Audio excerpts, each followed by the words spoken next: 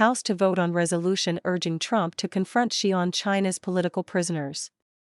Washington, the House of Representatives is set to vote on a resolution urging President Donald Trump to make the freedom of political prisoners in China a priority in talks with Chinese leader Xi Jinping, including during this week's summit in Beijing. H.Res. 1259, introduced by Representative Chris Smith, co-chair of the Congressional Executive Commission on China, names 5 individuals who he said were unfairly punished by Beijing for exercising freedom of speech and religion. The vote is scheduled for Tuesday afternoon, ahead of Trump's 2-day trip to China, the Epoch Times has learned.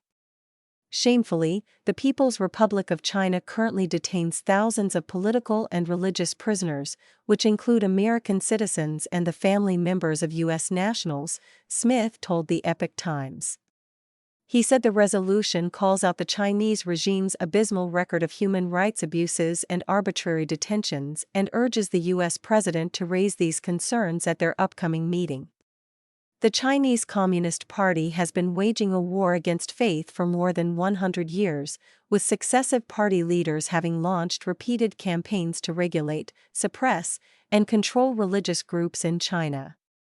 In March, the U.S. Commission on International Religious Freedom again called on the U.S. government to designate China as a country of particular concern over the suppression, which one of the commissioners described as across the board and systematic.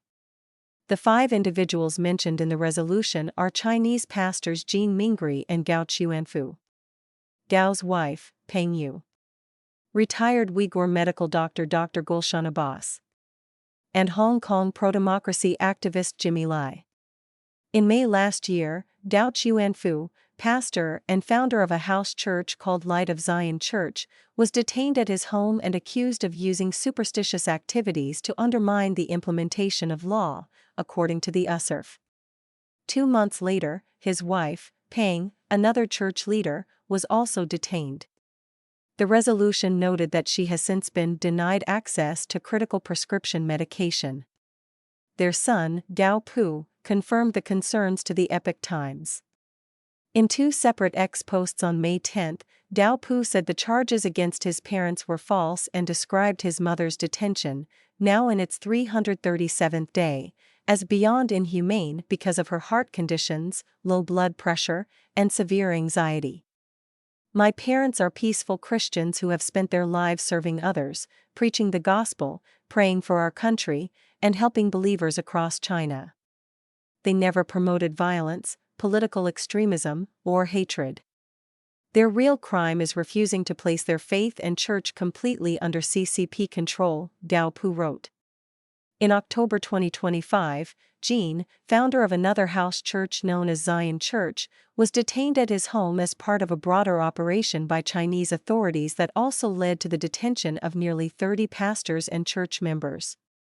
Abbas has been imprisoned for nearly 3,000 days, and her detention is widely believed to be linked to her sister Russian Abbas's human rights advocacy activities in the United States. Lai, an outspoken critic of the CCP and founder of the now-defunct pro-democracy newspaper Apple Daily, was sentenced in February to 20 years in prison under Hong Kong's national security law. More than 100 lawmakers from both parties expressed support for Lai's freedom in a May 7 letter to Trump. Smith's resolution also urges Trump to seek verifiable proof of life and access to independent legal counsel, family communication, and medical care for such detainees. In China, some political prisoners are held incommunicado, leaving their families without any information about their fate or even whether they are alive. One of the best-known examples is prominent Chinese human rights lawyer Gao Zhisheng, who has been missing for more than 8 years. A recent example of China restricting family access to political prisoners is Wang Yumei, a Falun Gong practitioner detained by police in the central Chinese city of Wuhan on April 15. Her daughter, Elisa Zhou, a U.S. citizen and accountant in Maryland, previously told the Epoch Times that the family has been unable to visit Wang while she is in custody. Falun Gong, also known as Falun Dafa, is a spiritual practice grounded in the principles of truthfulness, compassion, and forbearance. Introduced to the Chinese public in 1992, the practice had spread widely by the late 1990s, with official estimates placing the number of practitioners in China at more than 70 million. In 1999, the CCP launched a brutal campaign to eradicate the practice, believing its popularity was a threat to the CCP's authority. Since then, hundreds of thousands of practitioners have been detained and subjected to torture, with thousands dying as a result of abuse while in custody, according to the Falun Dafa Information Center. Due to strict censorship in China, the true death toll is hard to determine. It is likely far higher.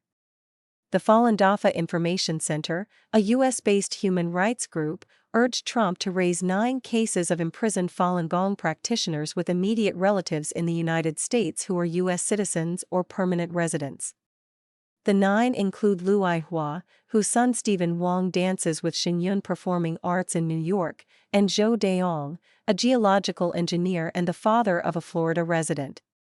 In a letter released on Monday, Smith called for the State Department to set up a priority list of political prisoners to be raised at senior-level diplomatic talks, with both Gao Jisheng and Zhou included.